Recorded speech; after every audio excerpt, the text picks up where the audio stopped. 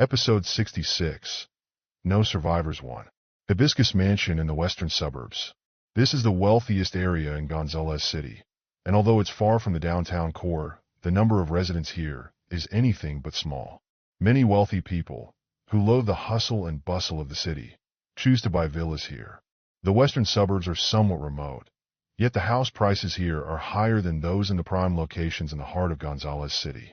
After seizing the opportunity, real estate developers bought a large amount of land and built numerous villas here. Hibiscus Mansion is such a villa complex. The entire area consists of 37 villas, each worth over 10 million yuan. In Gonzales City, that amount of money is considerable. The most expensive villas, numbered 3, 5, 7, and 9, are like 4 dazzling pearls, making them the most luxurious ones in Hibiscus Mansion. Each of these villas is priced over 100 million yuan. As for their owners, they are influential figures in Gonzales City. At this moment, inside Villa number 7, Jackson Brandon lay on an incredibly comfortable sofa, with both feet resting on the edge of the coffee table. In front of him, Quella Radcliffe lay on the ground, completely unconscious. "Uncle Leopold, you finally didn't screw up today." Looking at the woman in front of him, as beautiful as a flower, Jackson Brandon couldn't help but swallow his saliva. Last time, he had only thought Quella Radcliffe was pretty. After all, because of some unpleasantness, he had not been in the mood to take a closer look. But today, he realized she was as ethereal as a fairy. "Young master, the morning incident was purely accidental. The People Ironhoof connections are usually reliable." Cash Leopold smiled awkwardly. Because of the incident that morning, he had already been scolded fiercely by Jackson Brandon. If he messed up again, he'd probably really have to pack up and get out. "Sir, the opponent was very fierce. During the fight, we unfortunately lost 2 men. I will seek compensation from Mr. Ironhoof for these losses." Frank bowed deeply to Jackson Brandon. "Now that the person has been brought here, our task is also completed. I take my leave." After saying this, he left Villa number 7 with the members of Blood Valley. Damn, they're not up to scratch, but they still want compensation after their own people died. Watching the figures leaving, Jackson Brandon snorted disdainfully. In his view, it was just a matter of grabbing a woman.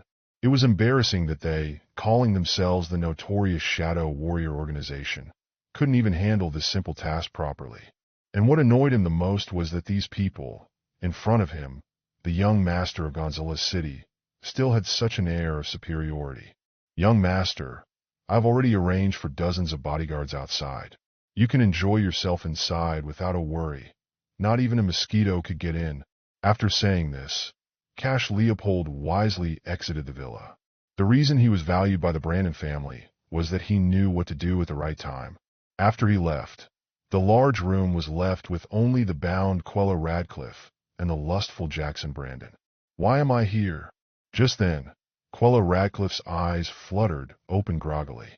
Looking at the unfamiliar room, she instinctively asked. As her memory returned gradually, panic began to spread across her face. Quella Radcliffe remembered clearly that she had been driving home when 2 vans blocked her way. Then she was knocked out, and she couldn't remember anything else. "Don't be nervous." Seeing Quella Radcliffe regain consciousness, Jackson Brandon's face lit up with joy. If she knew nothing, then he'd have no pleasure in his revenge. "Your husband humiliated me that day at the hotel, and now, as his wife, it is only right that you compensate me."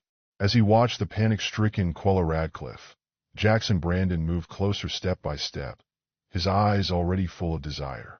No man can resist a beautiful woman if he is normal. Jackson Brandon would say he has been through a myriad of women, having played with countless, from celebrities and models to innocent college students, but none of them had ever moved him the way Quella Radcliffe did. Although those people were also very beautiful, she just couldn't tend that same feeling. What a pity. Why did you have to marry that good-for-nothing? Jackson Brandon shook his head, a face full of regret leaning towards Quella Radcliffe. "Don't come any closer. Don't come any closer." When had Quella Radcliffe ever seen such a scene? She tried to back away with all her might, but her body was tied up with ropes and couldn't move an inch. At that moment, her beautiful complexion had turned pale with fear, and her delicate face was full of panic. But the more she acted like that, the more Jackson Brandon's heart itched. He truly didn't care for those who threw themselves at him. The notable heir from Gonzales City. This kind of desperate resistance could arouse his inner sense of conquest. "Ha! I insist on coming over. What can you do to me?" Jackson Brandon licked his lips, threw his suit jacket onto the couch, and his face revealed a wicked smile. "Julius Reed, I wonder what it would feel like to become a ghost and see me sleeping with your wife." Thinking of the humiliation he had suffered, Jackson Brandon felt even more exhilarated. "You dare to slap this young master's face back then. Don't blame me for laying hands on your woman." His eyes narrowed, and he took large strides towards Quella Radcliffe. "Help! Help!" Quella Radcliffe desperately shook her head, eyes filled with terror. "Keep shouting. This is my private villa, and there are dozens of bodyguards outside. Do you think you still have any hope of leaving here?" Jackson Brandon burst into laughter, as if he was eyeing his prey. "My husband won't let you off." Quella Radcliffe appeared very helpless in that moment. How she wished Julius Reed would appear and take her away from this dragon's den. But would Julius Reed come? To offend young Master Potter, even if he had 10 lives, it wouldn't be enough to die. Hearing the name Julius Reed, Jackson Brandon inexplicably felt a surge of anger within him. "Let me have a good look at you first." He squatted down, a malicious smile on his face as he reached towards Quella Radcliffe's face. Bang! Just at that moment, a BMW car suddenly appeared out of nowhere, crashing through the villa's large glass windows and shattering them to pieces. Everything happened so suddenly, everyone was too shocked to grasp what was happening when the BMW had already stopped inside the villa. Due to the severe impact, the front of the car was obviously damaged, and the windshield was smashed to smithereens. The entire villa was enveloped in dust and debris left from the crash. "Protect the young master." At the moment the BMW crashed in, a shout came from outside, and then dozens of fully armed bodyguards poured into the villa. "How the hell did you watch the door? Weren't you supposed to make sure not even a mosquito could get in? That huge car almost hit me." Jackson Brandon's heart raced, feeling like he had narrowly escaped death. The hood of the car had been less than a meter from him. Had the car been any faster, he might have already been hit so hard he'd be bleeding from every orifice. Quella Radcliffe on the ground also widened her eyes, failing to understand what had just happened. "Get them!" No matter who it is today, anyone who dares to invade our young master's villa only has one way out: death. Cash Leopold was scolded harshly and obviously felt very uncomfortable. As soon as he noticed someone breaking into the villa, he immediately led people to intercept. But who knew the intruder would be so reckless, crashing straight into the villa? "Leave no survivors." Following his command, the bodyguards quickly surrounded the BMW. Episode 67, Desperate Jackson Brandon 1. Within Hibiscus Mansion, the wealthy reside. Those with money care much for their privacy. Hence each villa is accompanied by a manor belonging solely to its residents. And since Hibiscus Mansion is located in the western suburbs, where land is vast and people are few, the distance between 2 villas is easily 100 meters. In such circumstances, the Brandon family's bodyguards could silently erase someone in a car without outside detection. "Leave one alive for me." Standing behind Cash Leopold, Jackson Brandon incessantly patted dust off his body. "Today, I shall see who dares to brazenly intrude upon my villa." His once great mood had been completely spoiled. This villa was his private space, frequented only when Jackson Brandon had enticed a woman, bringing along his bodyguards. A house worth hundreds of millions, it was his ivory tower, the wellspring of his pleasures. But now, his haven of soft pleasures lay in shambles. One could only imagine the rage boiling in the young master's heart. Bang! Just then, the door of the BMW was violently thrown open, ejecting the nearest bodyguard. "Be careful!" Cash Leopold sensed something amiss and immediately shouted a warning. However, it was too late, as a figure burst from the car, knocking down 2 bodyguards with lightning-fast moves. These 2 bodyguards didn't even have time to grasp what was happening before they met their end. Whoosh! While that rapid attack took place, a card flew from the other side of the BMW, heading straight for Jackson Brandon's neck. "Young master, watch out. Cash Leopold's pupils contracted as he lunged forward. Swish! The card, emitting a whooshing sound, was firmly grasped in his hand. A death pursuit order. The moment he saw the card, Cash Leopold's heart lurched. The appearance of a death pursuit order meant that Aaron Jackson was inside the car. Jackson had been making waves in Gonzales City these years, and once he acted, it was with the might of a thunderbolt. Indeed, today, no one shall leave.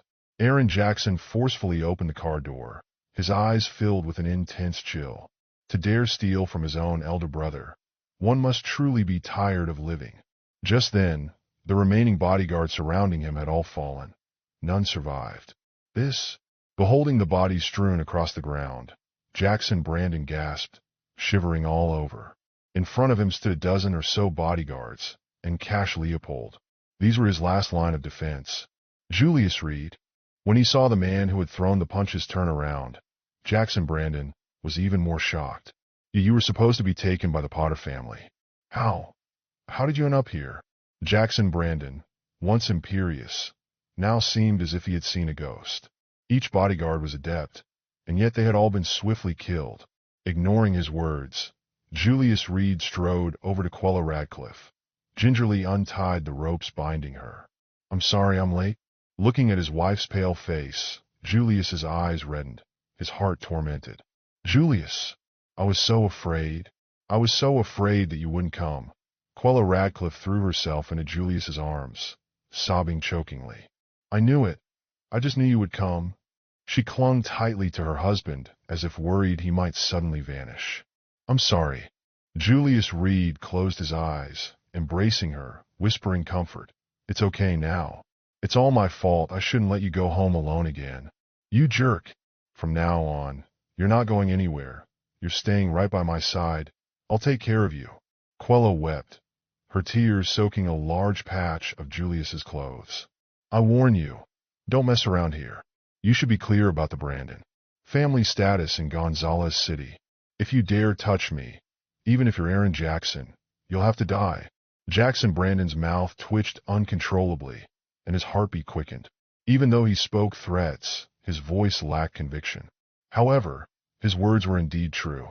The Brandon family status in Gonzales City was extremely high, even surpassing Avidu Cook, the wealthiest man in Gonzales City. Moreover, Jackson Brandon's mother is a lady from a large family in the north. It was precisely because of this connection that the Brandon family had been able to climb to its current heights. Dominating Tiger, take your sister-in-law to the car. Julius Reed patted Quella Radcliffe's back gently and slowly carried her to the rear seat of the BMW. Dominating Tiger, who was standing by, dared not delay and immediately took a plush blanket from the trunk to spread over the seat. Julius. Quella Radcliffe clutched Julius Reed's hand tightly, refusing to let him go. It's okay. I'm just dealing with some things. You just have a calm sleep. Julius Reed, with a face full of affection, stroked Quella Radcliffe's head, then closed the car door and turned to walk towards Jackson Brandon. At that moment, his smiling face suddenly turned icy cold. Young master, don't worry. I've already sent a message to Iron Hoof. The people from the Red Canyon will come back to help. Watching Julius Reed advancing step by step, Cash Leopold whispered to Jackson Brandon. Sensing that something was wrong, he had immediately contacted Iron Hoof. After all, the recent events were too strange. He didn't dare to joke about the safety of the young master of the Brandon family. Good. As quickly as possible. Money is no issue. Jackson Brandon nodded, his whole person panting heavily in fright. For some reason, the Julius Reed he saw didn't seem human, more like a ferocious tiger. Even from this distance, he could feel the murderous aura emanating from him. Who gave you the courage to kidnap my woman? Julius Reed narrowed his eyes and charged forward with a burst of speed. Protect the young master. Facing this sudden attack, Cash Leopold was extremely tense. Crack! Accompanied by the sound of breaking bones, Julius Reed, like a Shura from hell, continuously reaped the lives of the bodyguards. In the blink of an eye, all those bodyguards fell silent. Uncle Leopold, you must protect me. Seeing the dead bodies everywhere and the murderous Julius Reed, Jackson Brandon felt a chill run from the crown of his head to his heels. He was even struggling to breathe, entirely devoid of his earlier arrogance. Rest assured, young master, Cash Leopold took a deep breath and forcefully threw his fists. Crack! Facing this sudden outburst, Julius Reed's left hand chopped through the air, directly severing Cash Leopold's arms. The agonizing pain made him kneel on the ground and let out a scream like a slaughtered pig. Look, man, I'll give you whatever amount of money you want. Please don't kill me. Although Jackson Brandon was spoiled, he wasn't stupid. Threatening at this point would only lead to a dead end. Thus, he chose to yield because as long as one lived, there was still hope. If he could just make it back to Gonzales City, relying on the Brandon family's influence, killing Julius Reed would be as easy as stepping on an ant. Bang! Without any response, Julius Reed crushed Jackson Brandon's head with one palm. Now, tell me the address of those shadow warriors. He turned around to look at Cash Leopold, who was kneeling before him. If I tell you, will you let me go? Cash Leopold's lips were pale, and he was gasping for air. You have no choice, said Julius Reed indifferently. I contacted them through someone called Iron Hoof. I don't know the details. I only know that they seem to be called Red Canyon. Cash Leopold was sweating profusely, and his face showed veins throbbing in pain. Aaron Jackson, use his phone to call Iron Hoof. After saying that, Julius Reed punched out, smashing a huge crater in Cash Leopold's chest. Episode 68, Frank Sphere 1, Gonzales City, Moscow-style hotel. This is a 5-star Grand Hotel, which is favored by many influential individuals for its proximity to the dock and its high vantage point offering a beautiful view of the seaside. So, many notable people would choose to stay here upon arriving in Gonzales City. At this moment, in room 703 of the hotel, a middle-aged man was lying leisurely on a sofa, listening to Peking opera. A computer sat in front of him, its screen flickering non-stop. Hello. The image on the screen suddenly flashed, and afterwards, a foreign man appeared. Frank, why did you only answer the video call now? The middle-aged man hummed along to the opera while chatting with Frank on the screen. This was a special video communication website, convenient for shadow warriors to exchange information. On this site, if you knew the other party's code, you could invite them for a video chat. Many shadow warriors also receive bounties through this massive platform. Iron Hoof, there's something I must make clear to you. Frank's voice turned cold as he spoke solemnly. 2 members of my squad have unfortunately died while on a mission, and the reason for their deaths is due to your erroneous intelligence. Oh, what do you mean by that? Upon hearing the other's words, Iron Hoof slowly sat up from the sofa, raising an eyebrow. The members of Crimson Gorge can't even handle this trivial matter? The client's request was very simple, just to capture a woman.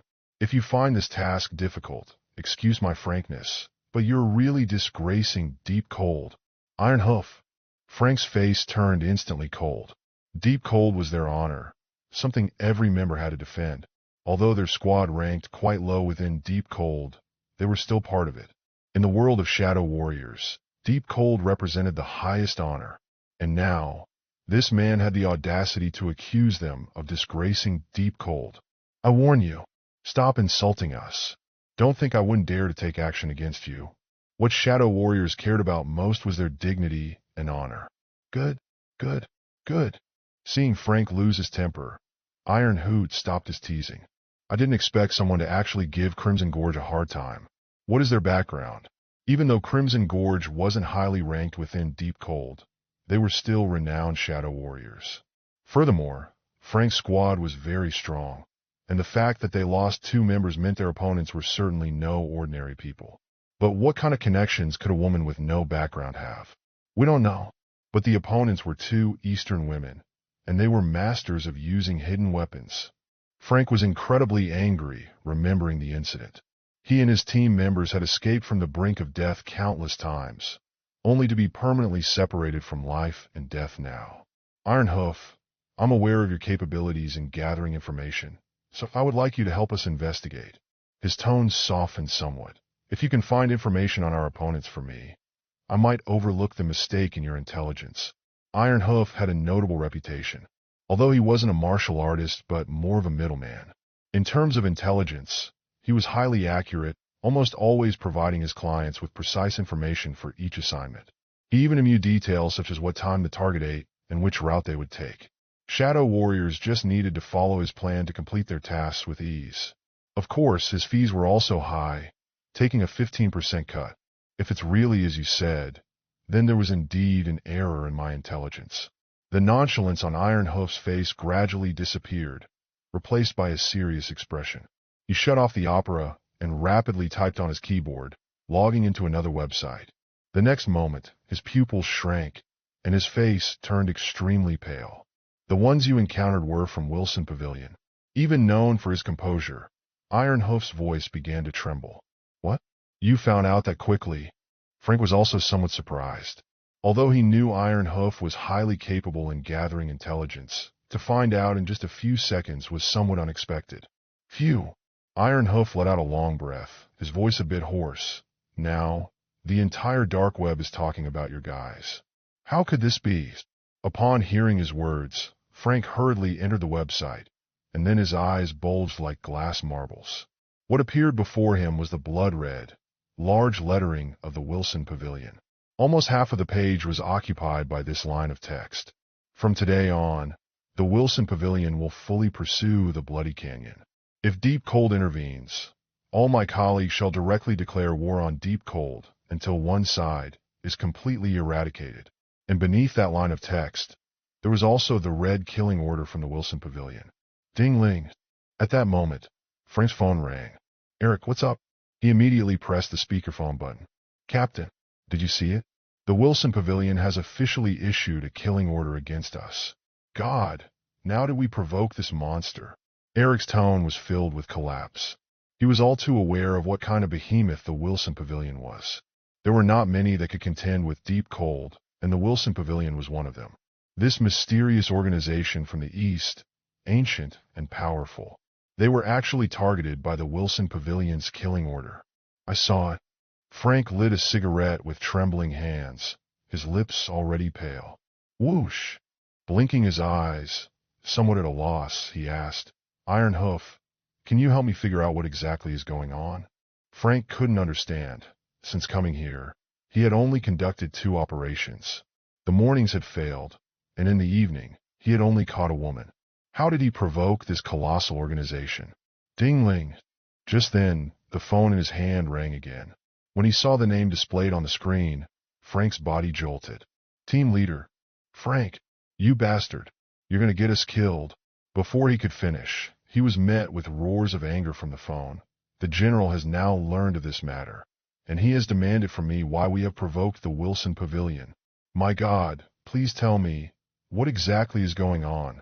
The general was one of the several powerful figures within Deep Cold, leading various small teams.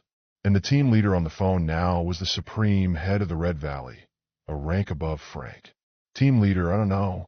Frank's hand holding the cigarette was shaking uncontrollably, his voice incredibly hoarse. Get back here immediately. While you'll receive punishment from the general, it's better than dying out here. The Wilson Pavilion might be strong, but Deep Cold is not to be trifled with. The team leader's voice finally gave Frank a glimmer of comfort. At least the organization hadn't abandoned them. I'm bringing the members back to headquarters now. He took a deep breath, hung up the phone, and prepared to gather his team members. Ironhoof, I need a secure escape route. On it? Just a moment. Ironhoof was searching on the computer on the other side, when suddenly a phone beside him rang. Mr. Leopold, I have completed the task. Do you need anything else? Seeing it was Cash Leopold's number, he didn't hesitate to pick up. Your time is up. An ice-cold voice came through the phone. Damn. Ironhoof was taken aback at first, but then immediately threw the phone out of the window. I've been traced. Frank, every man for himself. After speaking, he ignored the bewildered Frank on the computer screen, donned his clothes, and jumped out of the 7-story building. Episode 69, The Ironhoof's Perfect Plan 1. Big Brother, the location has been locked. Inside Villa Number 7 of the western suburbs, Hibiscus Mansion. Aaron Jackson was operating the computer, his eyes fixated on the flickering red dot on the screen. This cutting-edge technology, which he had acquired for a hefty sum from abroad, could instantly lock onto the target's location as soon as they answered the phone. Both in response speed and accuracy, it had reached the world's top standard. The target is at Moscow-style hotel, but he might have already fled.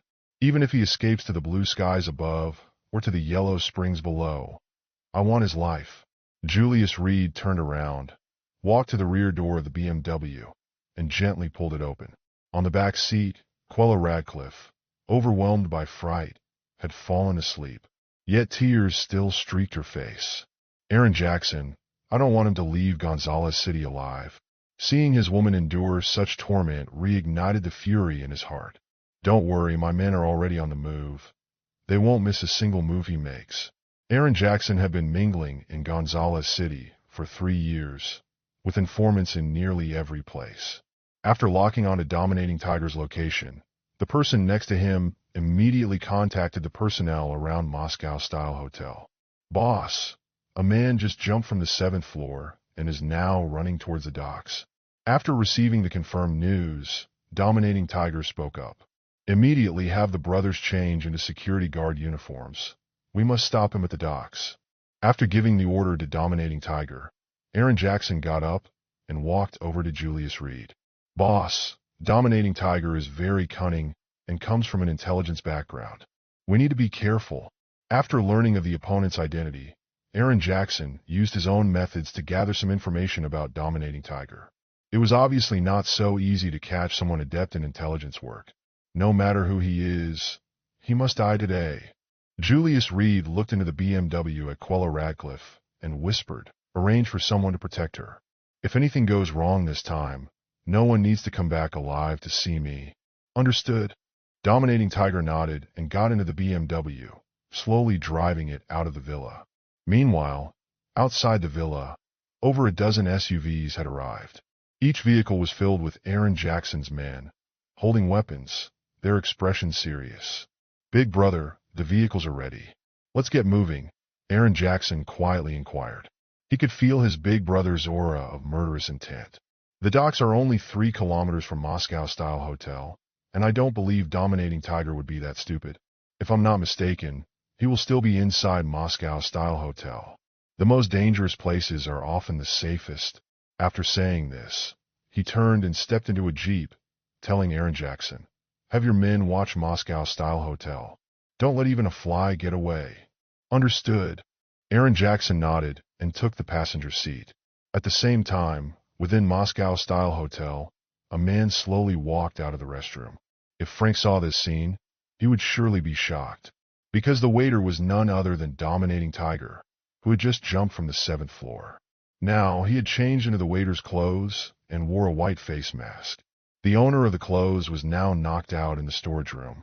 Upon receiving the call, Dominating Tiger knew he had been located, but he had no time to leave. Even though the docks were only a few kilometers away, that distance was enough to cost him his life. There were no other buildings around Moscow-style hotel, just this 5-star establishment standing by the seaside, convenient for tourists to enjoy the ocean view. So, after leaping down the pipeline from the 7th floor, he created a false impression that he was heading for the docks. Then, while others weren't paying attention, he quickly returned to the hotel and knocked out a waiter to change into his clothes. As long as night fell, or if the other party's attention shifted to the docks and airport, he would have the chance to escape. With the sound of a vibration, a message appeared on his other phone. A large number of unidentified individuals have appeared around the docks. A few seconds later, another message popped up on the screen. A large number of unidentified individuals have appeared around the airport. Seeing these 2 messages brought a smug look to his lips, but it quickly vanished. In the staff at both the airport and docks, he had his own people. Any disturbance in these places, and he would receive news immediately. As an intelligence man, he had a powerful grasp on information. Check Cash Leopold's situation for me. After hesitating for a moment, he typed a string of text and sent it to a strange number. The fact that Cash Leopold's phone was taken indicated that something must have happened to him. Although he wasn't from Gonzales City, he often operated in the Five River Province and was quite familiar with the situation here. Cash Leopold worked for the Brandon family, and the target of his current bounty was also Jackson Brandon's enemy. In Gonzales City, He was very clear about the power of the Brandon family. Anyone who opposed them only had one way out, death. But why had Cash Leopold's phone ended up in someone else's hands? Piecing together Frank's words and the red killing order from Wilson Pavilion, his eyes narrowed as he seemed to come to a realization. About 5 minutes later, his phone rang again. Hibiscus Mansion, Jackson Brandon's private villa, no survivors. The moment he saw this message, his mind went blank. In Gonzales City, who would dare to touch the Brandon family? Only someone insane or tired of living. But the more it was so, the more unsettled he became. If he could do it over, he would definitely not agree to take on this business. Keep a close watch on the docks and airport, and arrange a boat for me at a safe time. After giving all the instructions, an intense curiosity suddenly arose in his heart. He had been a middleman for dozens of years, and this was the first time he had not figured out who the opponent was. Wilson Pavilion? But the other party obviously couldn't move this quickly. Although this mysterious organization had members around the world, forming such a powerful force in a short period wasn't possible. What are you doing there? Playing with your phone during work hours? Do you even want to keep your job? As he pondered, a voice rang out from behind. Hastily, he tucked his phone into his pocket, turned around, and apologetically nodded. Hand over the phone. The person speaking to him was a young man, obviously a manager judging by his attire. Sorry, I won't dare do it again. He spoke somewhat apologetically. The phone was his most important life-saving tool, and the only way he could receive information. How could he possibly hand it over? During work hours, phones should be handed in. That's the rule. Hand it over immediately. But the other person clearly didn't intend to let it go at that. Manager, may I have a word with you in private? He pulled out a stack of money from his pocket, his eyes flashing coldly. Sure. Let's go to the storage room then. Upon seeing the money, the young man's attitude immediately shifted. He glanced around and led the way to a storage room not far from the two of them. I hope you can make an exception, manager. Upon entering the storage room, he extended the stack of money forward. But at that moment, his eyes narrowed and a cold smile crept across his lips. Whoosh! A flash of cold light passed, and the knife hidden beneath the stack of bills thrust violently towards the young man's neck. Episode 70, Heroic Act 1. As the dagger thrust out in that instant, a cold smirk appeared on the corner of Ironhoof's lips. At such a close range, the opponent was undoubtedly dead. Although he was an informant, his martial skills were equally impressive. Without some trump card skills, it was impossible to survive in the underworld. But in the next moment, his face violently changed, his eyes filled with disbelief. Because the young man who had just been standing in front of him had suddenly disappeared. Not giving money is one thing, but why resort to violence? A cold voice carrying a hint of mockery suddenly arose from behind Ironhoof. Go to hell. Ironhoof instinctively swung his arm behind. Bang! With a muffled sound, he only felt numbness in his wrist, and the dagger dropped to the ground. Let's talk outside, Julius Reed said with a faint smile, his hands lightening fast as he grabbed Ironhoof's wrist and pressed down hard. Crack! Following the sound of breaking bones, Ironhoof's body jerked, and he fainted. At this time, the door to the storage room was slowly pushed open, and Aaron Jackson quietly walked in with his people, picking up Ironhoof and heading outside. The hotel staff assumed he was just a guest who had drunk too much, and didn't inquire further. When several people got into a black SUV, Julius Reed waved his hand and said, Wake him up. Understood. Aaron Jackson nodded, pulled out a dagger from his waist, and viciously stabbed it into Ironhoof's thigh. Squelch! The sharp blade pierced through the flesh and went straight into the bone. Ah! Ironhoof, who was in a faint, let out a roar, his face showing bulging veins. Who are you people? Why are you hurting me? He wanted to move, but his hands had already been crushed to pieces, and any movement would cause excruciating pain. It was just as well that Ironhoof had a stronger mental fortitude than most, or he would have passed out from the pain by now. Ironhoof, what a pleasure to meet you, Julius Reed said with a faint smile, wrapping his arm around him. Tell me, where are those shadow warriors? What are you talking about? Ironhoof, my name is Hewitt Leopold, and my ID card is in my pocket. I want to call the police on you. When Iron Hoof heard the other party address him by his name, his body visibly shook, but he quickly returned to normal. But how could such a subtle scene escape Julius Reed's eyes? Hewitt Leopold? It seems we caught the wrong person. Julius Reed looked at Aaron Jackson and shook his head regretfully. Release me now. You thugs will definitely be punished by the law. Seeing the other party's attitude, Iron Hoof secretly breathed a sigh of relief in his heart. He had thought he would have to argue further, but he didn't expect that a fake ID card would get him through. After all, no one had seen his face or knew his real name, except for some shadow warriors. Everyone just knew him as Iron Hoof. Beyond that, they knew nothing. Since we caught the wrong person, let's just kill him. Aaron Jackson, looking regretful, raised his dagger, pretending to stab it towards Iron Hoof's neck. How did you find me? At this point, Iron Hoof was like an eggplant beaten by frost, utterly crestfallen and dejected. He knew he had been exposed, and that his adversary had been toying with him from the start. Next time, you should use a regular phone. Aaron Jackson pulled out a detector from his bosom, with a red dot on it flashing wildly. On the screen, there were many other red dots, but this particular one was shining as brightly as the sun. As far as I know, the cell phones you use have an incredibly strong signal. Even in the face of signal jamming, these phones can still transmit signals. He reached over to Iron Hoof and immediately pulled out a black cell phone. The moment the phone was taken out, the red dot on the screen flashed crazily as if it was about to explode. Mr. Iron Hoof, tell me, were those shadow warriors? Julius Reed looked indifferently at Iron Hoof, his eyes piercing like lightning through the soul. If I tell you, will you let me go? Iron Hoof slowly lifted his head, woodenly staring at Julius Reed. His face was pale, and his lips were bloodless due to several broken bones and excessive blood loss from his thigh wound. Do you think you're in a position to negotiate with me? Julius Reed's eyes, like knives, were tightly fixed on Iron Hoof. The moment you plotted to kill me, you were destined for this day. If you don't talk, I can crush the bones in your body one by one until you can't take it anymore. The incident where Quella Radcliffe was kidnapped was like a thorn deeply embedded in Julius Reed's heart. Now, he was determined to eliminate everyone involved in this matter, without exception. Crimson Gorge, Frank's squadron. But Deep Cold has already issued the order. They're probably on their way back to the Deep Cold headquarters now. Finally giving in, Iron Hoof could no longer bear the prospect of his bones being crushed. Call them. Use whatever means necessary to lure all these people here. Aaron Jackson put the phone in front of Iron Hoof, his tone leaving no room for negotiation. Now Iron Hoof couldn't pick up the phone himself, as his hands were crushed. Can you tell me who you are?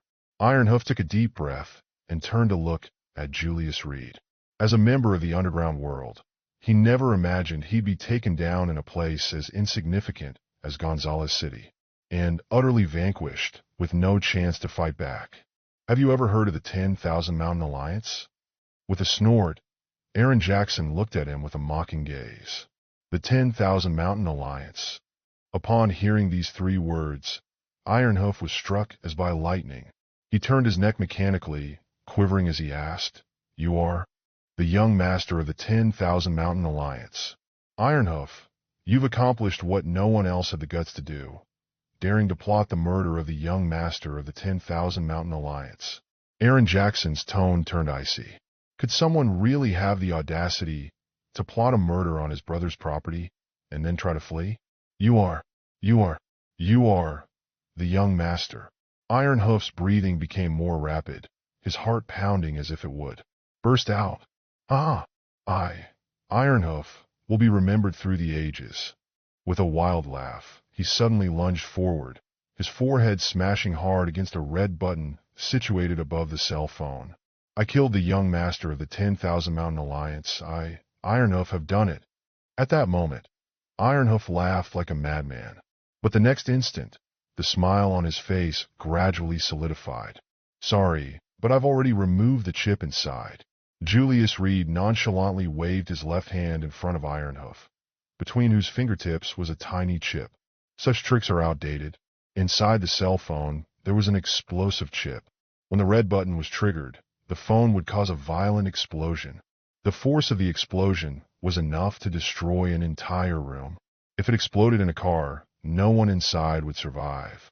Unfortunately for Ironhoof, Julius Reed had already surreptitiously removed the chip inside. Ironhoof's gaze was vacant, his face ashen.